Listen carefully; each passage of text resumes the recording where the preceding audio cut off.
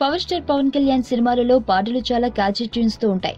ముఖ్యంగా పవన్ దేవిశ్రీ ప్రసాద్ల కాంబినేషన్ తో వచ్చిన సినిమాల్లోని పాటలు అన్ని సూపర్ హిట్.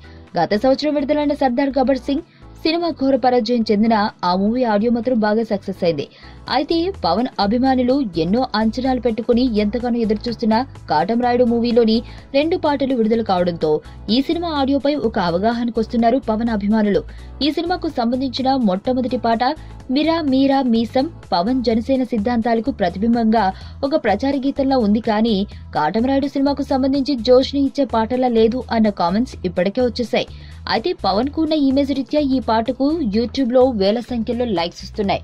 ఇదిలా ఉండగా నిన్న విడుదలైన లాగే లాగే మనస్సు లాగే నీవైపే అంటూ అనూప్ రూబెన్స్ ట్యూన్ చేసిన కాటమరాయుడు రెండవ సాంగ్ ఫోక్ అండ్ క్లాసికల్ ను మిక్స్ చేసినట్లు కనిపిస్తుందని పవన్ అభిమానులు కామెంట్స్ చేస్తున్నారు.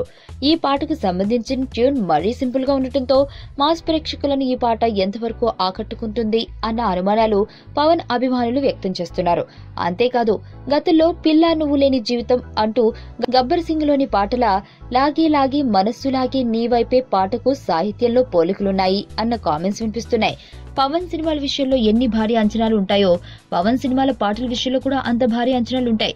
పవన్ పెద్దగా స్టెప్స్ వేయకపోయినా పవన్ సినిమాలోని పాటల ట్యూన్స్ క్యాచీగా ఉంటే పవన్ అద్భుతమైన స్టెప్స్ వేశాడు అని ఊహించుకుంటూ మురిసిపోతారు పవన్ అభిమానులు. కాటమరాయుడు పాటల విషయంలో మాత్రం దేవిశ్రీ ప్రసాద్ లేని లోటు స్పష్టంగా కనిపిస్తోంది అన్న కామెంట్స్ పవన్ అభిమానులు చేస్తూ ఉండటం ఆశ్చర్యం. సుబ్బు, నీకు తెలుసా నాకు ఎర్లీ మార్నింగ్ ఒక కల వచ్చింది. నువ్వు నన్ను జ్యువెలరీ షాప్కి తీసుకెళ్ళి వడ్డానం కొనిచ్చావంట. ఏ టైంకి? గుర్తులేదు సుబ్బు, 5 అనుకుంటా. అదే మరి 5కి మీ బాబు వచ్చి బిల్లు కట్టినట్టు నాకు కాల్ వచ్చింది.